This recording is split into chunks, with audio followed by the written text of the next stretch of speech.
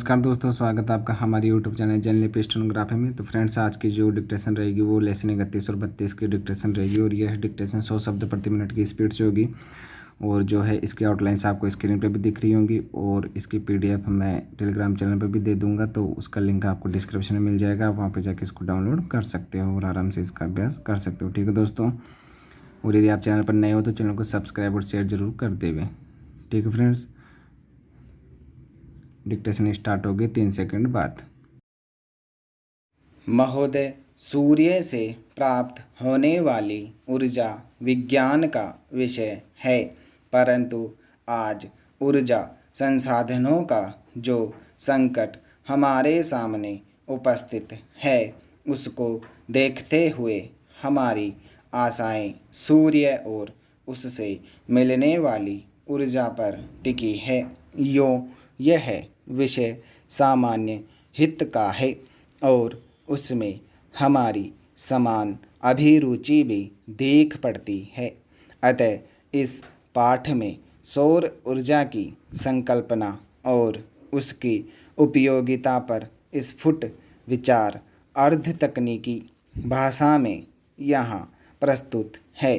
ऊर्जा संसार के प्राणियों के जीवित रहने और दैनिक कार्यों के लिए परम आवश्यक है। पेड़ पौधे सूर्य से ऊर्जा ग्रहण करते हैं। सूर्य से प्राप्त होने वाली ऊर्जा को ही सौर ऊर्जा कहते हैं। समस्त स्रोतों से ऊर्जा प्राप्त करते हैं। ऊर्जा के बिना न तो जीवन संभव है और न ही कोई कार्य हो सकता है। इसीलिए मानव प्राचीन युग से लेकर आज तक ऊर्जा प्राप्ति के लिए अनेक स्रोतों और प्रक्रियाओं को खोजता रहा है। ऊर्जा जिन साधनों से प्राप्त होती रही है, उन्हें हम ऊर्जा प्राप्ति के पारंपरिक स्रोत कहते हैं। स्रोत है लकड़ी, कोयला, पेट्रोल, मिट्टी का तेल आदि। इनसे हम ऊर्जा प्राप्त करते हैं। वायु और जल को भी ऊर्जा के स्रोत के रूप में प्रयोग किया जाता रहा है। आधुनिक युग में विज्ञान ने ऊर्जा के और नए स्रोत निकाले हैं। इन्हें आजकल गैर पारंपरिक स्रोत कहा जाता है। आज ऊर्जा के अनेक रूप हमें ज्ञात है।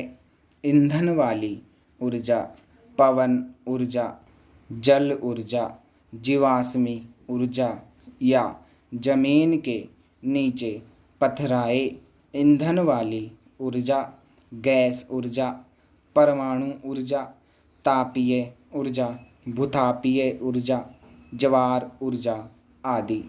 पारंपरिक स्रोतों से निकलने वाली ऊर्जा की कमी के कारण गैर पारंपरिक स्रोतों की खोज का काम आज बड़ी तेजी से किया जा रहा है। भारत दुनिया का पहला देश है जिसने सन 1950 से ही सौर ऊर्जा का प्रयोग आरंभ किया। सन 1973 में जब पेट्रोल, मिट्टी के तेल आदि पदार्थों का संकट अनेक देशों ने अनुभव किया, तब वैज्ञानिकों ने व्यावहारिक स्तर पर सूर्य को ऊर्जा के प्रमुख स्रोत में स्वीकार किया।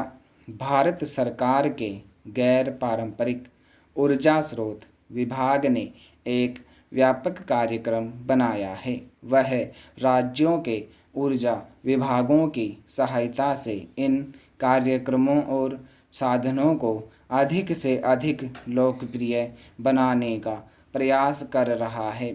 ऊर्जा कार्यक्रमों के अंतर्गत गैर पारंपरिक ऊर्जा स्रोतों के निर्माण और उनके रखरखाव और प्रचार आदि पर बल दिया जाता है। इनके अनुसंधान तथा विकास की उच्चतम तकनीक, ज्ञान तथा प्रशिक्षण को बढ़ावा दिया जाता है।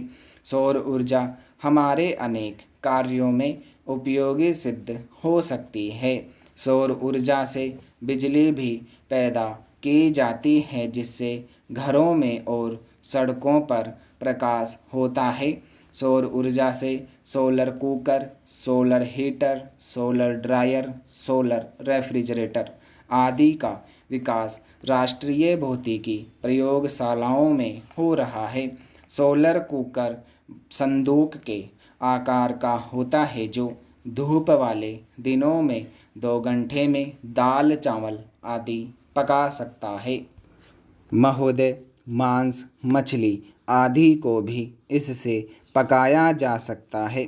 सोलर हीटर सार्वजनिक स्थानों जैसे अस्पताल, होटल, कारखाने आदि में पानी गर्म करने के लिए काम में लाए जाते हैं। सोलर ड्रायर की सहायता से अनाज, तंबाकू, नारियल, इमारती लकड़ियाँ आदि को सुखाया जाता है। अब तो ऐसे सौर संयंत्रों का विकास किया जा रहा है, जिनसे समुद्र जल के खारेपन को दूर किया जा सकता है। सौर ऊर्जा से हमारे दूर दराज के गांव भी अब प्रकाश से जगमगा उठेंगे और गांव भी शहरों की तरह सभी आधुनिक साधनों से संपन्न हो जाएंगे। हम भारतवासी सौभाग्यशाली हैं कि हमारे देश में सौर ऊर्जा 12 महीने सुलभ है। हमें चाहिए कि हम सौर ऊर्जा का भरपूर लाभ उठाएं। इससे न केवल पारंपरिक ऊर्जा की बचत होगी, पेट्रोल, डीजल, मिट्टी का तेल आदि के लिए विदेशों का मुंह नहीं ताकना पड़ेगा, बल्कि विदेशी मुद्रा में भी ज़्यादा बचत हो सकेगी। निसंदेह सौर ऊर्जा की क्रांति से सामान्य व्यक्ति को लाभ मिलेगा और देश चहुमुखी विकास का स्वप्न साकार कर सकेगा। चुनाव के पहले की स्थिति से देश गुजर रहा है। देश का लाखों करोड़ों का खर्च चुनाव पर होता है, चुनाव प्रक्रिया पर होता है।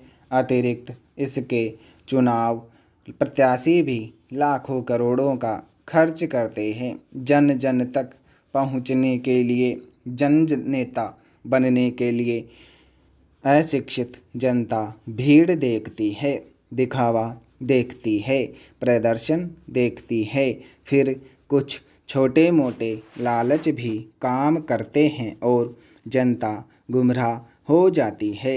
ऐसी स्थिति में चुने गए प्रत्याशियों से भला क्या देश का हित हो सकता है? शिक्षित बुद्धिजीवी व्यक्ति चुनाव प्रक्रिया से, चुनाव परिणामों से हताश होकर प्रक्रिया से ही अपने को दूर रखने का उपक्रम करते हैं या करने को मजबूर हो जाते हैं। लंबी खड़ी कतारों में अपना समय नहीं लगाना चाहते। लोकसभा, विधानसभा, पंचायत सभी चुनाव यदि एक ही समय कराए जाएं तो बहुत संभव है लोगों में रुचि बने, समय का व्यय रुके, आर्थिक खर्च भार जो देश को बार बार करना पड़ता है वह बच सकता है। क्या ऐसा कुछ सोचा नहीं जा सकता? प्रत्याशी बनने के लिए भी कुछ मापदंड निर्धारित होने चाहिए। उनको शिक्षित होना चाहिए और चुने जाने के बाद उनके लिए एक आचार संहिता होनी चाहिए। उनके खर्च एवं संपदा पर एक प्रतिबंध होना चाहिए।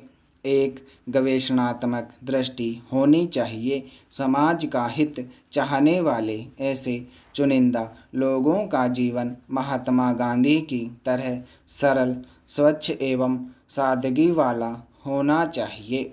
यदि ऐसा होने लगा तो व्यापारिक भावना से आने वाले प्रत्याशी स्वयं हट जाएंगे।